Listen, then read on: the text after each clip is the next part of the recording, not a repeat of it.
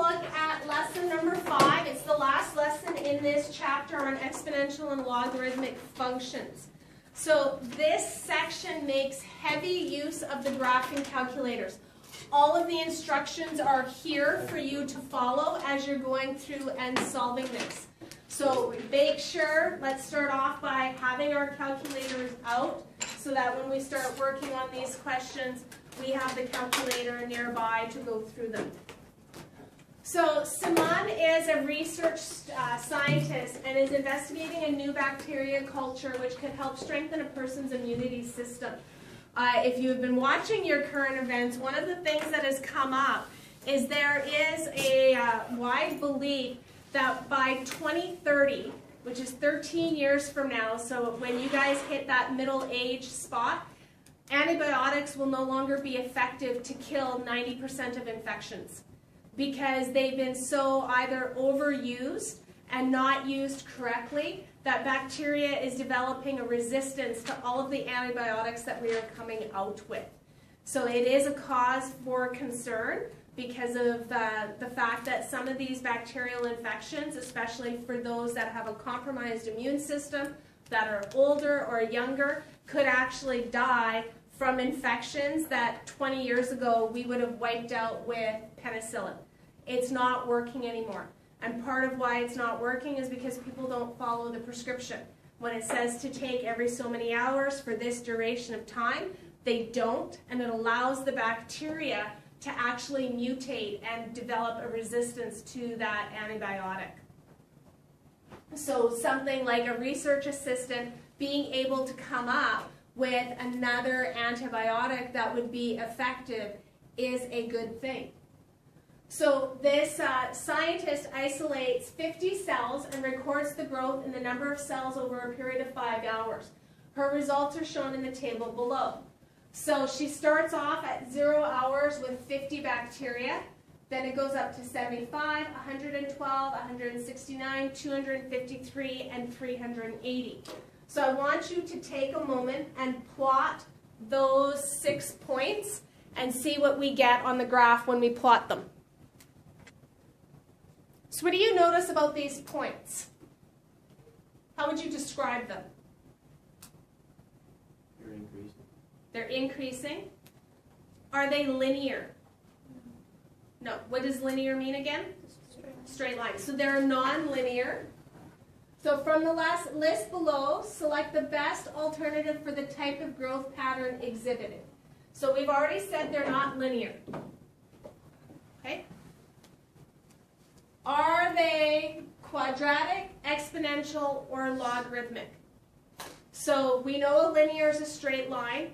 Our logarithmic graphs were the ones that we did the other day. They're the ones that look like that.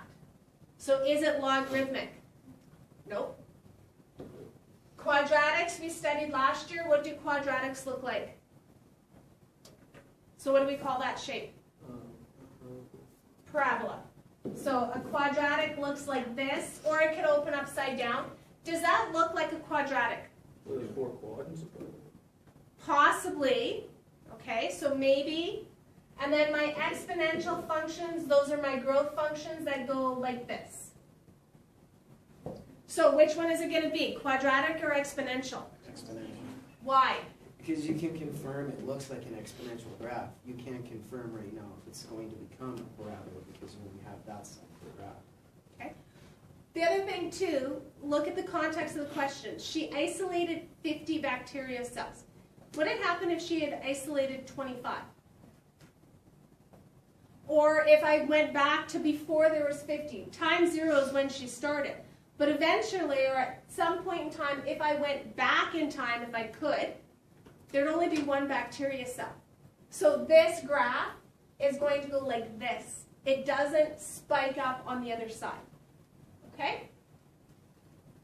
Oops. So although the points above appear to form an exponential pattern, it might not be possible to find the function that passes exactly through each point. When they say not possible, it just might not be possible with our algebraic techniques, or the fact that the numbers, there might have been some rounding in here. Okay? So there's a statistical process called regression that will determine the best possible exponential function in this form that gets as close as possible to all of the points. So I think in science class you've drawn lines of best fit. I know physics right now, Marcus, you're drawing lines of best fit for some of your work. Yeah. So the same thing, it's trying to fit a line to the data pattern. So your graphing calculator has the ability to do this regression pattern. At this level of course, this is how we find our equations. We do a regression pattern. Dash 1 looks at the characteristics of the graph and calculates it out using those characteristics. Okay? We can also do regression models for linear, quadratic, logarithmic, trigonometric functions, which we're going to look at later on. So we can use this regression technique throughout the course, and it is something that I would advise that you learn how to do without having to refer back to the page all the time. Okay, so we are going to look at using the regression sequence, or using the graphing calculator for regression. Part 2 and Part 4 might not be necessary for every problem that you solve, but Part 1 and 3 are definitely necessary parts. So what I want to do is I want to clear the data in the lists. So if you look at your calculator, you might not have anything in your list to begin with. To find the list, it's second stat. Oops.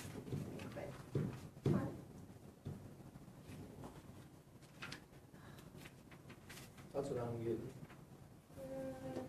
Oh, sorry, no, sorry, stat.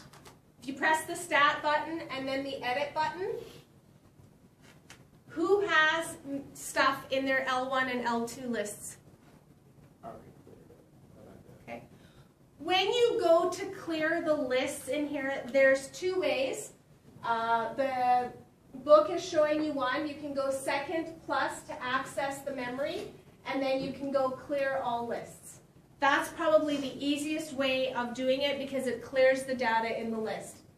The other thing that you could do is, let's say I had numbers in my L1 list like that, and I wanted to clear it.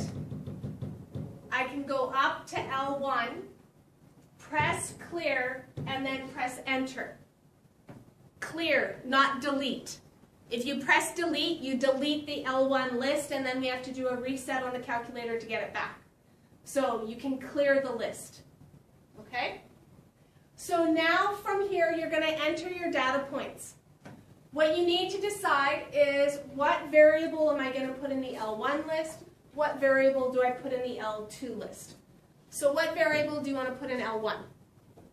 The X or the Y? The X. Usually we go with what the table looks like. So if I look at the table from the previous page, this is how I want to organize it. Is I just want to put, this is my L1 list, this is my L2 list, my X and my Y. So I grab my calculator and put those points in there. So 0, 1, 2, 4, 5. And then in my L2, my other numbers.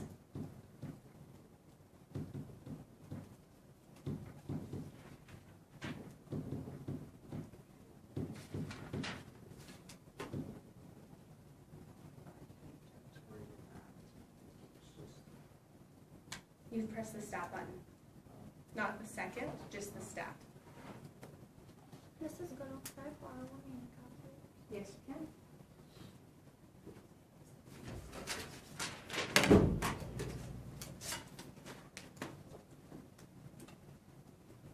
You press the stat button and edit, and then that's where you're going to input your L1 and L2 lists.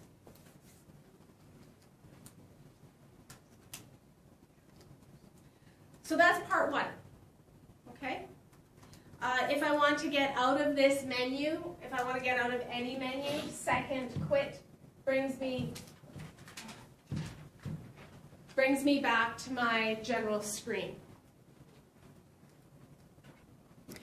Okay, Part 2 is looking at this graph, looking at what the dots do.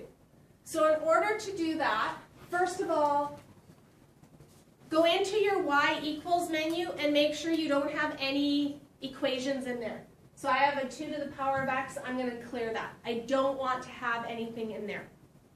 Okay? The second thing I want to do is I want to look at my window settings. Because my window settings need to follow my data. So my L1 list, that was my x's, I'm only going from 0 to 5. And from my previous exploration that I was looking at, I'm going up to 20,000. So I want to change that. 0 to 8. Going up by ones. And then my y values, that was the number of bacteria. I went from 50 to 380, so what would be a good range for that? For my y min and my y max. I went 0 to 400. Good, 0 to 400. As much as possible, try to start at 0 so that you can see your axes on the screen. I just left scale 50. Yep. 50, 10, something. Okay? If you actually put a scale of 0, it doesn't draw any tick marks for you. So we have our window settings. We don't have any equations in there. So the next thing we do is we go into stat plot. So second, y equals, and I've got these numbers 1, 2, 3, etc.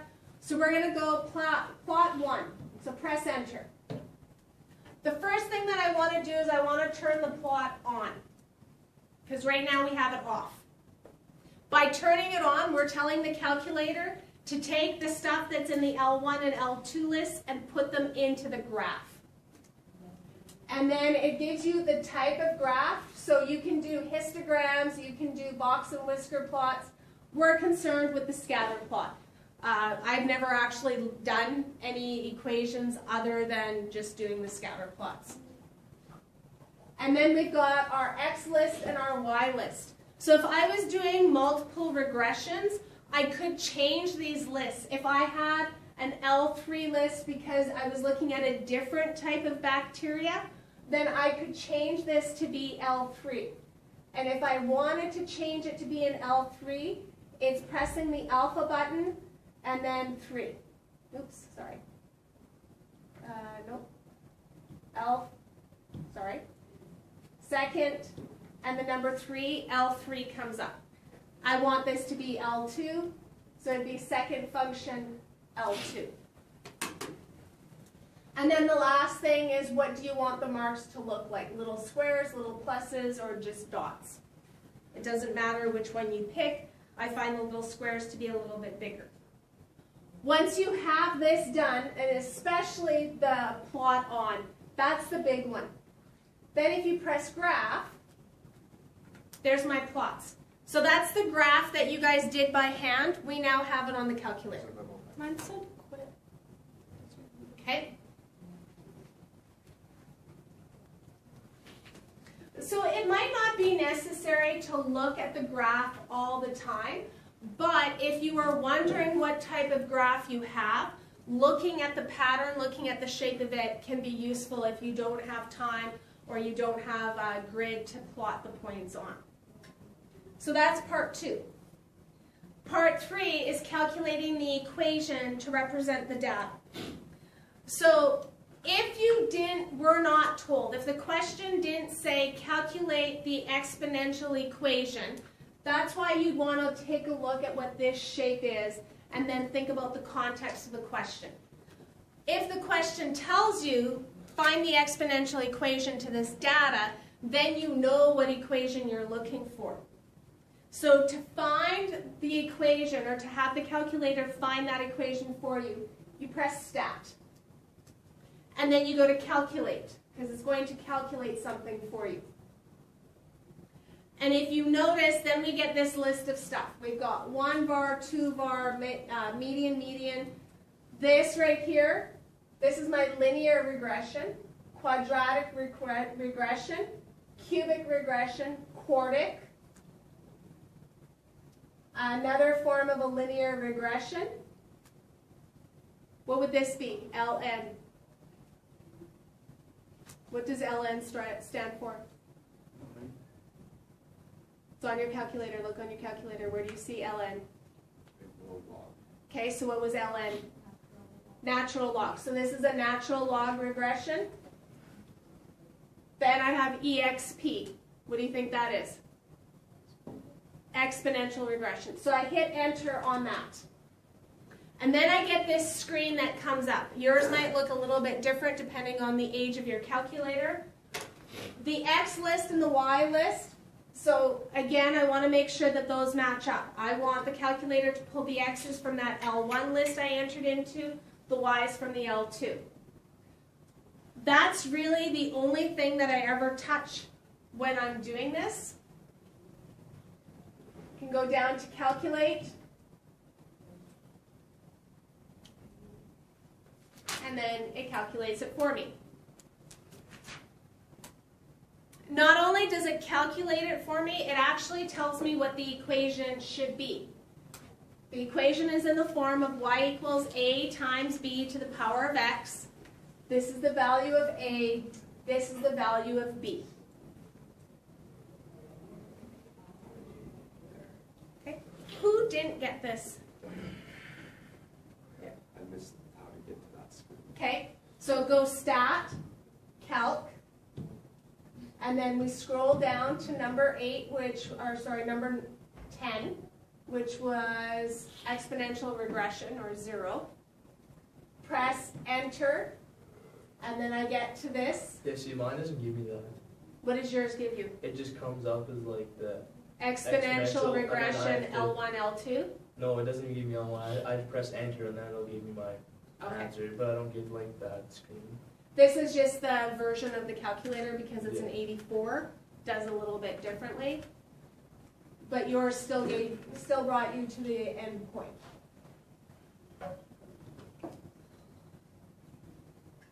Okay, does everyone have this now? Okay.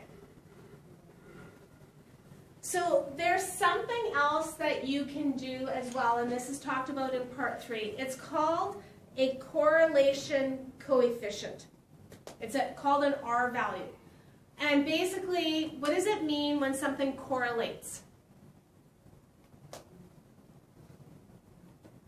Anyone know the definition of correlate?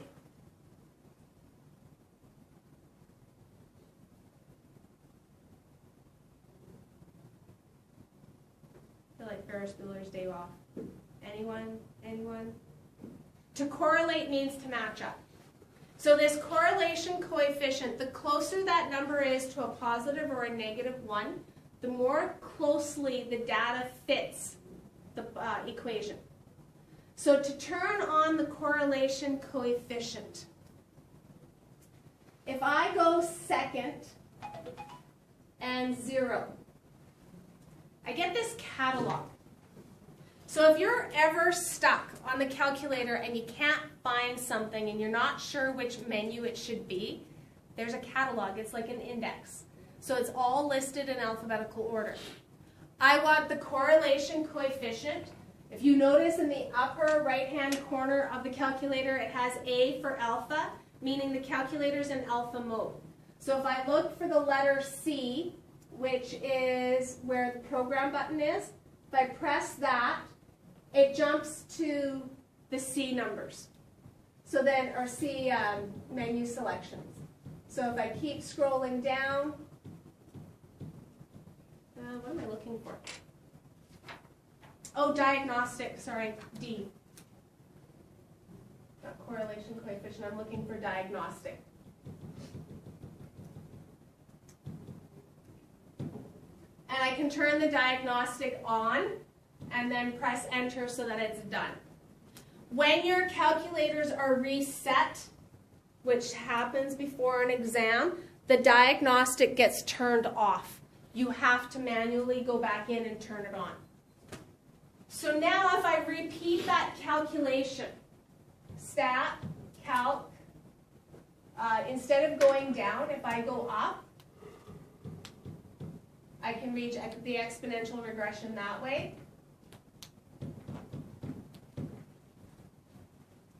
Now I've got this R squared and this R value. I look at the r squared value and the r value. That's the one that I'm concerned with. Would you say that this number is close to 1? Yeah. So what that means is that that equation, if I was to put it into the graphing calculator as an equation now, it would pass through the majority of those points, or it would be very close to those points.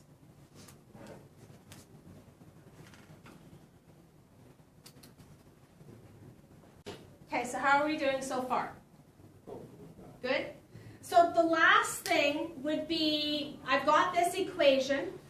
I could put this equation into the graphing calculator. And there's two ways that you can do that. One way is you can just grab a scrap piece of paper, write the numbers down, and then go back into your y equals editor. So we could do that. We could write down that my A value, according to my sheet, was 49.94738.994. My B value was 1.500366717. And then I could go into the y equals editor and I could type that in. Y equals this times this to the power of x. Who wants to do that? Or who wants to know if there's a shortcut? There's always a shortcut. The calculator's been programmed to give you a shortcut. So what you can do is you go into the y equals menu. So you press y equals. So you're at y1. Then what you do is you press the vars button. Okay. Then you go to statistics.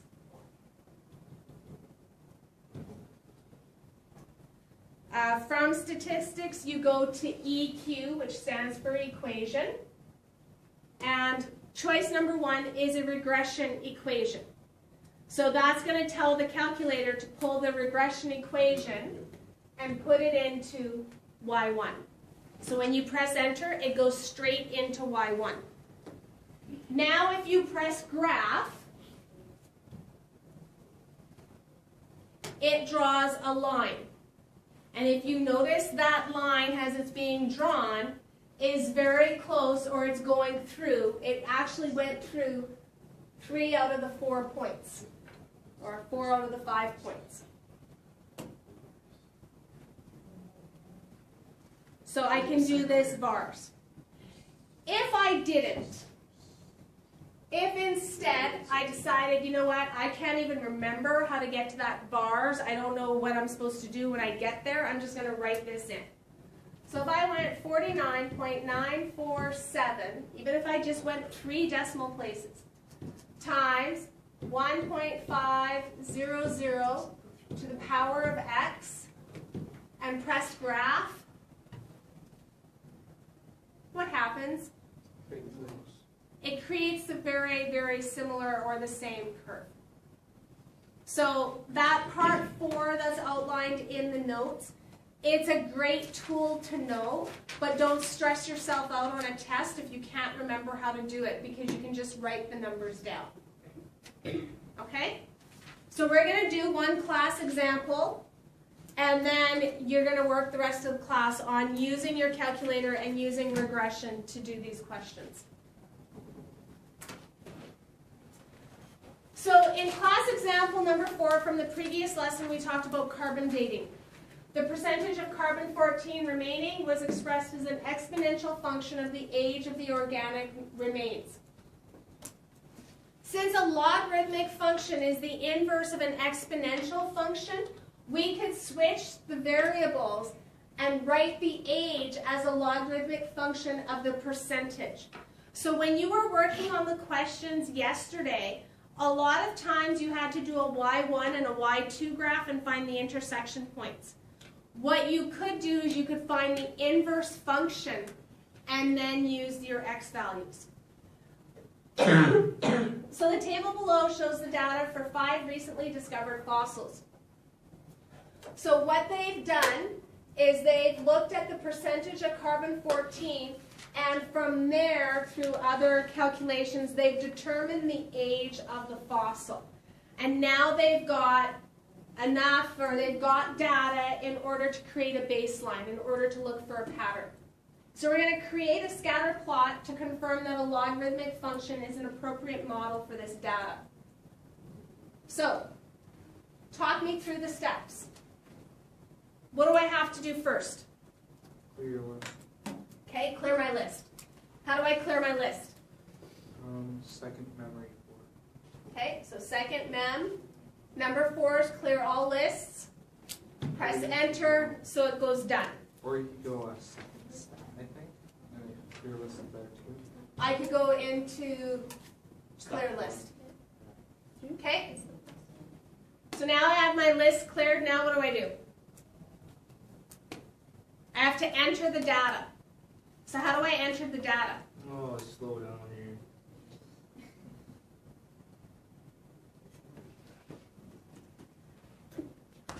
How do I find the L1 and the L2 list again? What do I press? Not second stat, just stat. Okay, I got it.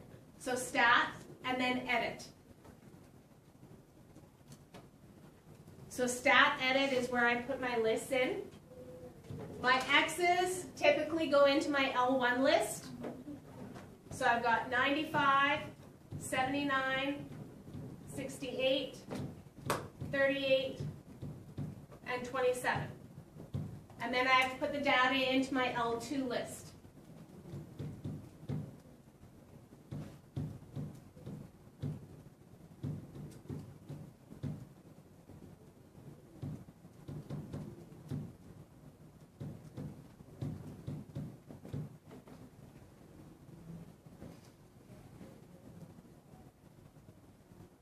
Do you have the measure?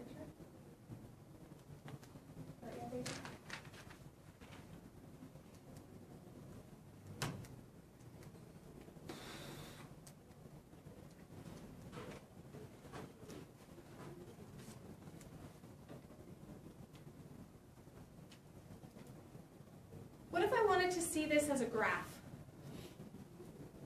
I would need to look at my window settings. So if I look at my window settings, my X's, what is a suitable range for my X's?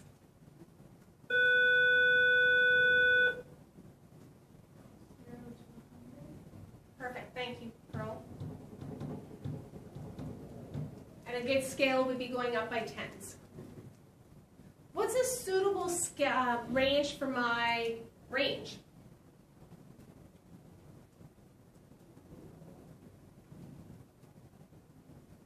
Zero, 12,000. Okay. And what would you go up by, Josh? Go by 200s. Okay.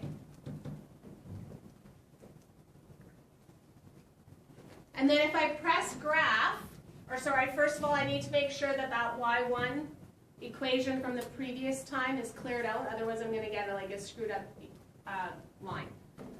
Press graph. There are my points.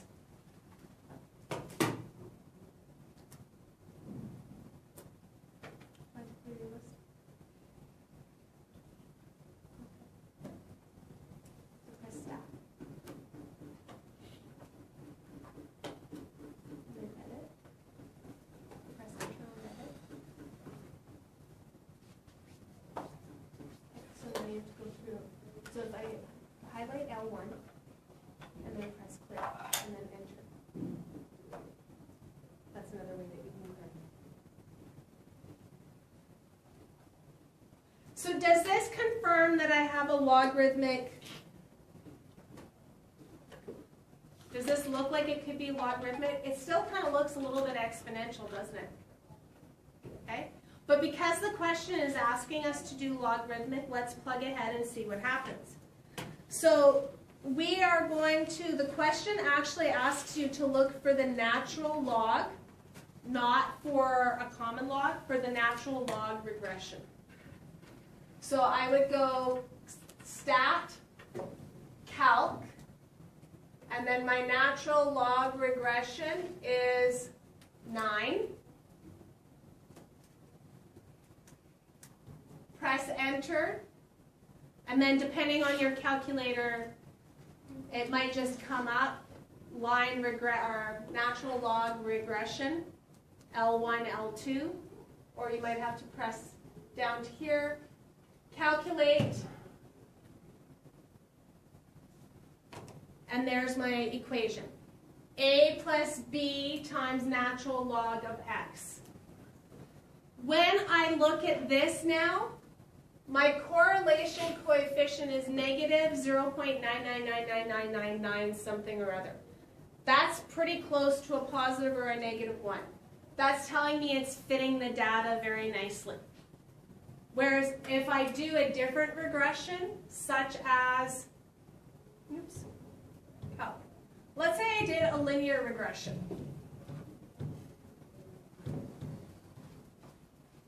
My correlation coefficient is 989. That's a lot lower. If I chose something like a quartic regression,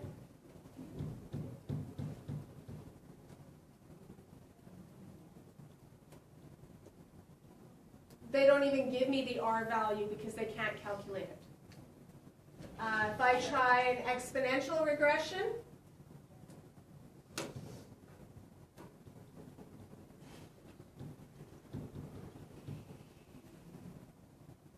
I get negative 0.959, which is a lot less than my logarithmic regression.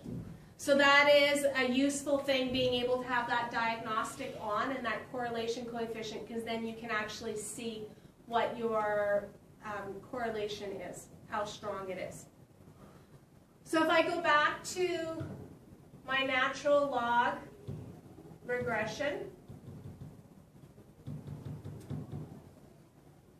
there's my equation. B says use integer values for A and B. What are integers?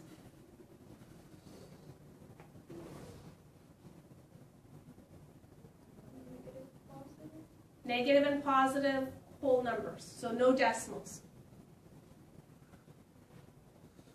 Okay, so according to the regression, what is the value of A? 3067.26. So to the nearest whole number would be rounded to 67. Okay, so y equals 38,607. What's B? -826. And then natural log x. So it says on a graphing calculator, display the graph of the regression over the scatter plot. So if I take this equation and I put it into my y equals, I'm not going to worry about the bars or anything like that. I'm going to type it in. 38,067 minus 8,266 natural log x. And then if I press the graph button, that graph starts to fall through those points. And then I can use the graph to answer the following questions. So the first question is, a bone fragment with the carved image of a mammoth was discovered in the southern U.S. state of Florida in June 2011. If the carbon dating test indicated that approximately 20.3% of the carbon was left, estimate the age of the bone fragment to the nearest 1,000 years. You did this question yesterday. And when you did the question yesterday, we had to have a y1 value and a y2 value and find the intersection point. Now, we have an x value. This 20.3 is the x value. So on my calculator, I can go trace, type in 20.3. Oh, back to my graph here. Trace is not working. Maybe value. Go second, calc, value, 20.3, enter. So you have to go into your calculation menu on your calculator. You can't just do trace because of the points. So I get a y value. So x equaled 20.3. Y equaled 13,182.071.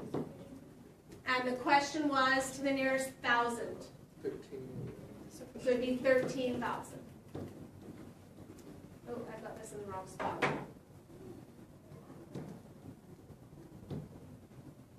There we go.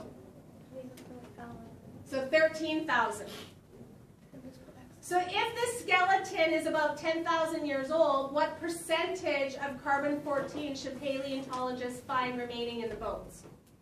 So the 10,000, is that an x value or a y value? A y value. So y equals 10,000, and I want to know what x equals. So this is the two graphs. So I let y2 equal 10,000 graph, and I get an intersection point between the two curves. So intersect.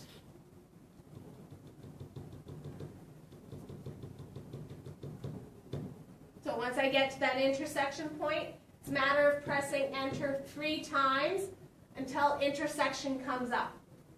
And what do I get for an x value? So 29.82. So to the nearest whole number, what percentage would be found? 30%. These are the same answers from the example in the previous lesson. It's just a different way of putting the data. The difference being between the two datas, with when I was looking at the correlation coefficients, the logarithmic function fit the data better than the exponential function did. So it's a better fit. Okay? So the questions that I have for you to work on, question 2 and 3. For question number 4, just A and B. And then 5 and 6. I want you to get a lot of practice doing these regression models.